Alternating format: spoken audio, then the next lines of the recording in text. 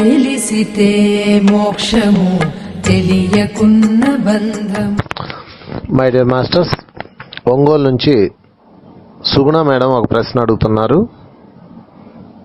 విశ్వాసానికి మూఢ విశ్వాసానికి ఏమిటి తేడా అని. విశ్వాసము అంటే అనుభవం ద్వారా వచ్చేది. మూఢ విశ్వాసము అంటే ఏ అనుభవం లేకుండా వచ్చేది. మీ అనుభవం ద్వారా మీకు ఏదైతే వచ్చిందో దాని పేరు విశ్వాసం. ఫర్ ఎగ్జాంపుల్, ఇది చేస్తే ఇది వస్తుంది అన్నది ఒక ప్రాక్టికల్ థియరీలో మీకు ఏ రోజైతే తెలిసిందో దాని ద్వారా ఏర్పడేది విశ్వాసం. మూఢ విశ్వాసం అంటే అందరూ చెప్పుకునేదన్నమాట. అవునంట, ఇలా చేస్తే ఇలా వస్తుందంట, అలా చేయాలంట, అదే మంచిదంట, ఇది తప్పంట, అది రైట్ అంట, ఇలాగ టాతో వచ్చే దాని పేరు మూఢ విశ్వాసాలు.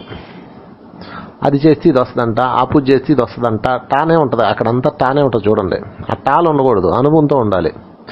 ఇది చేస్తే ఇది వస్తుంది అని మీరు ఏదైతే అనుభవం తెలుసుకున్నారో దాని పేరు విశ్వాసం. అందుకని విశ్వాసం ఎప్పుడు మధురంగా ఉంటుంది.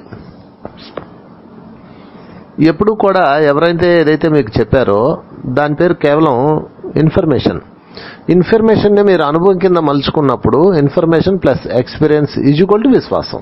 అదే సత్యం అంటే. Information plus expectations is equal to మూఢ విశ్వాసం అండి. Information plus experience is equal to విశ్వాసం. Information plus expectations is equal to మూఢ విశ్వాసం. ఇది తేడా. మీకు ఒక ఇన్ఫర్మేషన్ ఉంది, ఇలా చేస్తే ఇలా వస్తుందని, మీరు అలా చేసి చూశారు, అలా వచ్చింది, అప్పుడు అది విశ్వాసం అవుతుంది. మళ్ళీ పక్కవాడికి మళ్ళీ విశ్వాసం కాదు, అది పక్కవాడికి కేవలం అది ఇన్ఫర్మేషన్ అవుతుంది. మీ అనుభవంతో ఉన్నదే మీకు సత్యం అవుతుంది. 2, ఇన్ఫర్మేషన్ ఉంది మీ దగ్గర, అంటే ఇలా చేస్తే ఇలా వస్తుందంట అని. దాని మీద మీరు ఎక్స్పీరియన్స్ చేయకుండా ఎక్స్పెక్టేషన్స్ పెట్టుకున్నారు అలా రావాలని. అప్పుడు మీకు వచ్చేది మూఢ విశ్వాసం. మీరు చేసేవన్నీ మూఢ విశ్వాసం పనులే. కనుక మై డియర్ ఫ్రెండ్స్, ఏది విశ్వాసం ఏది మూఢ విశ్వాసం అనేది మీరు తెలుసుకోవాలి. ఇలాగే మన జీవితంలో మన సమాజంలో అన్ని భయంకరమైన మూఢ విశ్వాసాలు ఉన్నాయి. ఒక ఆచార్య గారు ధ్యానం చేసుకుంటున్నాడు. ఆయనకి పిల్లి ఉంది, వాళ్ళ ఇంట్లో పిల్లి. ఆ పిల్లి ఆయన డిస్టర్బ్ చేస్తూ ఉంది. ఆయన ఏం చేశాడంటే గంప కింద పెట్టి ధ్యానం చేసుకోవడం మొదలుపెట్టాడు ఆ పిల్లిని. ఇది ఆ ఇంట్లో ఉన్న పని మనిషి చూసి అందరూ చెప్పింది. అందులో ఒక అతను ఏం చేశాడు, ఆచార్య గారు పిల్లిని గంప కింద పెట్టి ధ్యానం చేసి దాని నుంచి శక్తులు లాగుతున్నాడు అని ఆమె ప్రచారం చేసింది. ఆ పని అమ్మాయి, ఆ ఇంట్లో పనిచేసే అమ్మాయి, తనకు అదే అర్థమైంది. ఒక అతను ఏం చేశాడు, అవునా చూద్దామని చెప్పేసి ఒక పిల్లిని తెచ్చి గంప కింద పెట్టుకొని ధ్యానం చేశాడు. ఆయనకి ఏం రాలేదు. ఇదంతా ట్రాష్ అయినా దాన్ని అవతల బారేసి ధ్యానం చేసుకోవడం మొదలుపెట్టాడు, పిల్లిని గంపని అవతల బారేసి. అది విశ్వాసం. 2, ఆచార్య గారు చేశారు కాబట్టి మనం చేద్దామని ఆ ఊర్లో ఇంకొకడు అలాగే పిల్లిని రోజు గంప కింద పెట్టడం ధ్యానం చేయడం, గంప కింద పెట్టడం ధ్యానం చేయడం, ఇలా చేశాడు.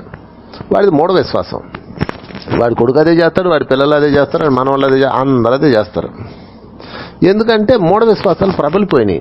ఇది చేయకపోతే ఏమవుద్దన్న భయం వస్తుంది దాని నుంచి. కనుక మై డియర్ ఫ్రెండ్స్, మనం మూఢ విశ్వాసాల్లో ఉండకూడదు, విశ్వాసంలో ఉండాలి. విశ్వాసం కావాలంటే ఎక్స్పీరియన్స్ చేయాలంటే ఇన్ఫర్మేషన్ ఉండాలి. సో మీరు మీ దగ్గర ఏదైనా సరే ఎక్స్పీరియన్స్ చేయండి. మీ విశ్వాసాన్ని మూఢ విశ్వాసంగా మలుచుకోకండి. ఇది అత్యంత ముఖ్యమైన ఇన్ఫర్మేషన్ అండ్ ఇంపార్టెంట్ మెసేజ్. ఎప్పుడైతే విశ్వాసం మూఢ విశ్వాసం అయిందో మీరు అందులో అయిపోతారు. ఎవరేం చెప్పినా చేస్తుంటారు, క్షణక్షణం భయంలో బతుకుతుంటారు. ఈ పూజ చేయాలా, లేకపోతే అది చేయాలా, ఆ కుజదోషం ఉంది, ఇదిగో ఇల్లు బాలగొట్టాలి, ఈ తలుపు పీకాలా, ఆ కిటికీ లాగాలా, ఏంటేంటో అయిపోయింది ఈ సమాజం. ఈరోజు అత్యంత హీనమైన దశలోకి వెళ్ళిపోయాం.